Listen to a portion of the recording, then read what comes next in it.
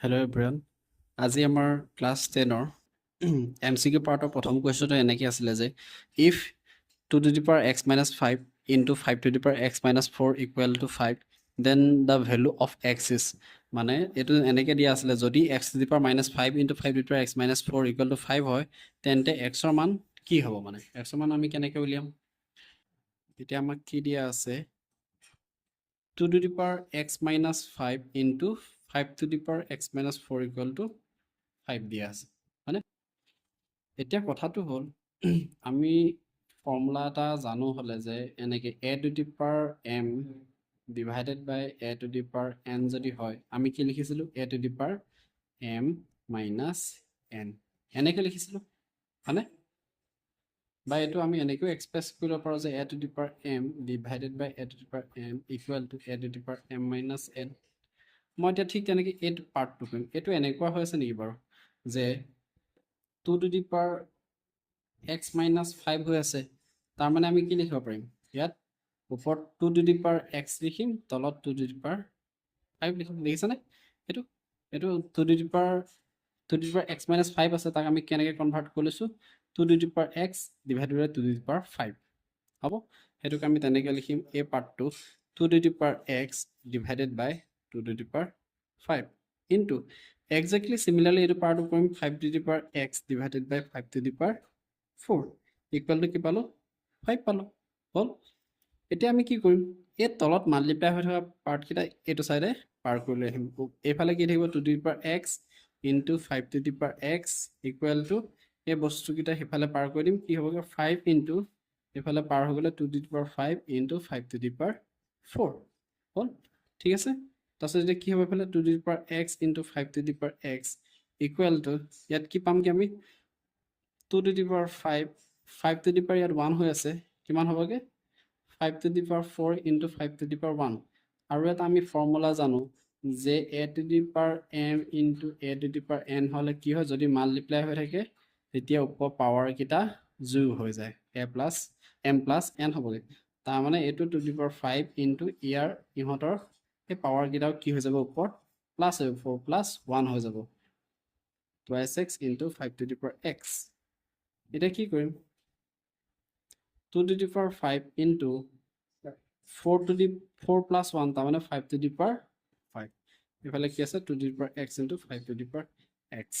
এটা comparing both sides, আমি যদি দুইটা চাইডে যদি কম্পেয়াৰ কৰোঁ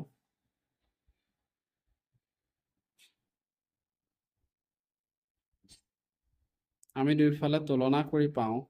কি পাম কোনোবা এটা কম্পেয়াৰ কৰিলে হ'ল 2^x equal to 2^5 or x equal to আমি কি লিখিব পাৰিম 5 লিখিব পাৰিম, বা এইফালে 5^x ইকুৱেল টু 5^5 তাৰ পৰা আমি x ৰ ভেলু কিমান পাব পাৰিম 5। তাৰমানে আমাৰ x ৰ ভেলু কিমান ওলাগে 5 ওলাগে। আমাৰ অপশ্যন কোনটো হ'ব বি। এই কুৱেশ্যনটোকে আমি আকৌ এনেকৈ সলভ কৰিব পাৰোঁ নেকি যে 2^x মাইনাছ কিমান দিয়া আছে 5 দিয়া আছে ইনটু 5^x-4 ইকুৱেল টু 5 দিয়া আছে হয়নে। মই এইটোকে এনেকৈও লিখিব পাৰোঁ 2^x-5 into 5^x-4 equal to 5 into 2^0 বুলি লিখিব পাৰোঁ নেকি বাৰু। 2^0 মানে কিমান 1 নহয় জানো, 5ৰ লগত আকৌ 1 মাল্টিপ্লাই কৰিলে 5এ পামগৈ, একেটাই হয়গৈ। মানে এই লাইনটো মই যদি এতিয়া ইয়াৰ লগত যদি এতিয়া কম্পেয়াৰ কৰোঁ কম্পেয়াৰিং both sides তেতিয়া কি পাম 2^x-5 কাৰ লগত ইকুৱেল হ'ব 2^0 লগত ইকুৱেল হ'ব, 5^x-4 কাৰ লগত ইকুৱেল হ'ব 5ৰ লগত ইকুৱেল হ'ব। তাৰমানে এই পাৰ্টটো এতিয়া x-5 ইকুৱেল টু কাৰ লগত ইকুৱেল হ'ব 0 লগত ইকুৱেল হ'ব, আৰু x-4 ইকুৱেল টু কাৰ লগত 5^1 আছে 1ৰ লগত ইকুৱেল হ'ব। এতিয়া x ৰ ভেলু কিমান পাম x ৰ ভেলু -5টো সিফালে পাৰ কৰিলে 5 পাম, -4টো সিফালে পাৰ কৰিলে 1 + 4 দেট মিনছ 5এ পাম। Okay, next MCQ হ'ল which of the following is not an irrational number, তলৰ কোনটো অপৰিমেয় সংখ্যা নহয় বুলিহে সুধিছে। অপশ্যনত তোমালোকৰ এ অপশ্যনত দিয়া আছে 5 × 1/√15, বি অপশ্যনটো দিয়া আছে তোমালোকৰ 4 × 1/√8, চি অপশ্যনটো 2√2 × 1/√4, আৰু ডি অপশ্যনটো কি দিয়া আছে 3√3 × 1/√27 কুৱেশ্যনটো কি বুলি দিছে ইজ নট এন ইৰেচনেল নাম্বাৰ তলৰ কোনটো ইৰেচনেল নাম্বাৰ নহয় বা অপৰিমেয় সংখ্যা নহয় অৰ্থাৎ ই পৰিমেয় সংখ্যা হ'ব লাগিব এটা যদি মই চাওঁ এই সংখ্যাটোকে যদি চাওঁ 5/√15 এনেকুৱা হৈ আছে মই এতিয়া ৰুট অভাৰটো যদি উঠাবৰ কাৰণে ট্ৰাই কৰোঁ তেতিয়া √15 লগত আৰু কিমান মাল্টিপ্লাই কৰিম √15 তলে আৰু ওপৰতো আমি মাল্টিপ্লাই কৰিম এনেকৈ হ'ল দুইটা কেঞ্চেল গ'লে আকৌ সেই আগৰ লাইনটো ওলাবগৈ এতিয়া √15 তাৰ ভেলু কিমান হয়গৈ 15 হৈ যায় আৰু ওপৰত √15 হ'ল এতিয়া 5 ইয়াক আমি 3 টাইমছ দিব পাৰোঁ ই কেনেকৈ থাকিলেগৈ 15/3 হ'ল মানে এতিয়া ইৰেচনেল নাম্বাৰ ই এটা ইৰেচনেল নাম্বাৰ হয় আমাক প্ৰশ্নটোত কি কৈছে যে নট এন ইৰেচনেল নাম্বাৰ বুলি কৈছে নেক্সট কুৱেশ্যনটো চাওঁ 4/√8 ইয়াক যদি আমি √8ক যদি ভাঙোঁ কেনেকুৱা হয় তলত থকা ৰুট অভাৰটো আঁতৰাবৰ কাৰণে আমি তাক আৰু এটা √8 ওপৰতো এবাৰ তলতো এবাৰ মাল্টিপ্লাই কৰিম মানে √8 কিমান হ'বগৈ 8 হ'ব ওপৰত 4 × √8 তাৰমানে 4 ইয়াক 2 টাইমছ যাব √8/2 এনেকৈ থাকিব ইও এটা ইৰেচনেল নাম্বাৰ হয় কাৰণ ৰুট অভাৰ আছে তাৰ ওপৰত হয়নে বা ইয়াক যদি মই কনভাৰ্ট কৰোঁ ইয়াক মই এনেকৈও লিখিব পাৰোঁ যে √8ক আমি কেনেকৈ লিখিব পাৰোঁ 2√2 / 2 2টো কেঞ্চেল হ'লে কি থাকিব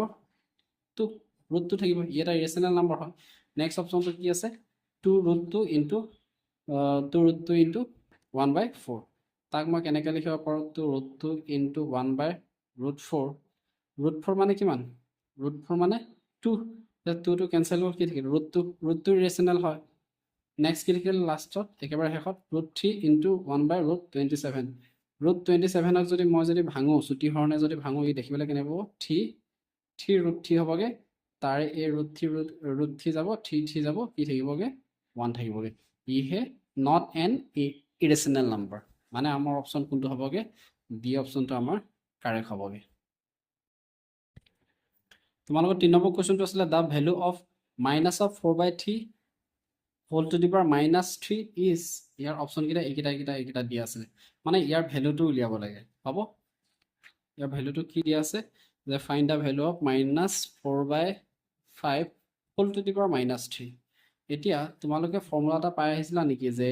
a⁻n আমি কেনেকৈ লিখিব পাৰোঁ 1/a⁻n বুলি লিখিব পাৰোঁ হয়নে এইটো তোমালোকে ক্লাছ 8তে পাই আহিছা a⁻n = a⁻1/n বুলি আমি লিখিব পাৰোঁ ঠিক তেনেকৈ এতিয়া ইয়াত যেতিয়া 3 আছে 3 থকাৰ কাৰণে আমি কেনেকৈ লিখিম মই যদি a⁻3 যদি থাকে তাক আমি কেনেকৈ লিখিম 1/a⁻3 বুলি লিখিম ঠিক তেনেকৈ এইটো এটা মই যদি গোটা নাম্বাৰ বুলি ধৰোঁ তেতিয়া তাক মই কেনেকৈ লিখিব 1/4-4/5 হোল টু দি পাৱাৰ 3 বুলি লিখিব পাৰিম নেকি বাৰু ই যদি এটা যদি সম্পূৰ্ণ যদি নম্বৰ হয় তেতিয়া মই তাক কেনেকৈ লিখিছোঁ 3 বুলি লিখিছোঁ হয়নে 1/-4/5 হোল টু দি পাৱাৰ 3 বুলি লিখিলোঁ তাক এতিয়া কি কৰিম মই এতিয়া কিউব কৰি দিম যদি কিউব কৰোঁ 4ক যদি কিউব কৰোঁ কিমান ওলাব 4ক যদি কিউব কৰোঁ কিমান পামগৈ 64 পামগৈ হয়নে 4ক যেতিয়া মই কিউব কৰোঁ 64 পাম আৰু 5ক যদি কিউব কৰোঁ 1 2 5 পামগৈ আৰু যিহেতু ই অড নাম্বাৰ বা অযুগ্ম সংখ্যা থকাৰ কাৰণে ইয়াত মাইনাছ চিনটো থাকি যাব এনেকৈ হ'ল -64/1 to 5 পালোঁ হ'ল এতিয়া কি হ'ব মই যদি এই নম্বৰটো সজাম তেতিয়া কি হ'ব 1 to 5 টো ওপৰলৈ গুচি যাব 1 to 5 / 64 -1 to 4 / 64 তেতিয়া আমাৰ অপশ্যন কোনটো হ'বগৈ ডি অপশ্যন ডি তোমালোকৰ 4 নম্বৰ কুৱেশ্যনটো কি কৈছে the surface area of a cube is 24 cm² then the volume of the cube is হয়নে অসমীয়া মিডিয়ামত যদি মই চাওঁ এটা ঘনকৰ পৃষ্ঠফালে 24 cm² বৰ্গ চেণ্টিমিটাৰ হ'লে ঘনকটোৰ আয়তন কিমান হ'ব সেইটো সুধিছে ঘনকৰ আয়তন উলিওৱা ফৰ্মুলাটো কি আছিলে কিউব কৰি দিব লাগে হয়নে এতিয়া হ'ল the surface area of a cube is 24 cm²। That means মই যদি এতিয়া ছাৰফেচ এৰিয়াক যদি এছ বুলি ধৰোঁ ছাৰফেচ এৰিয়া কিমান দিয়া আছে তোমালোকৰ বা পৃষ্ঠকালি কিমান দিয়া আছে ছাৰফেচ এৰিয়া কিমান দিয়া আছে তোমালোকৰ 24 cm² দিয়া আছে ছাৰফেচ এৰিয়া কেনেকৈ উলিয়াওঁ মই যদি ছাৰফেচ এৰিয়া কেনেকৈ উলিয়াওঁ 6s² = 24 a² cm²। 6খন পৃষ্ঠ থাকে কাৰণে 6এ আমি তাক মাল্টিপ্লাই কৰিছিলোঁ হয়নে সাৰফেস এৰিয়া ওকে তাৰপিছত এতিয়া s স্কয়াৰ ভ্যালুটো কিমান পামগে s এৰিয়া এফালে ডিভাইড কৰি দিম 24/6 a স্কয়াৰ ডিভাইড কৰি কিমান 4a স্কয়াৰ হল তাৰ মানে s ৰ ভ্যালু আমি কিমান পামগে 2a s ৰ ভ্যালু কিমান পালো 2a পালোগে ওকে ঠিক আছে আমি এটা তাৰ ভলিউম কেনেকৈ উলিয়াইছিলো ভলিউম কেনেকৈ উলিয়াইছিলো x কিউব কৈ দিলে that means 2a whole cube 2 যদি আমি কিউব কৰিম 8 পাম x যদি কিউব কৰিম 8 কিউব এতিয়া আমাৰ অপচন কোনটো হবগে আমাৰ অপচন বি অপচনটো হ'ব 8a কিউব সেন্টিমিটাৰ স্কয়াৰ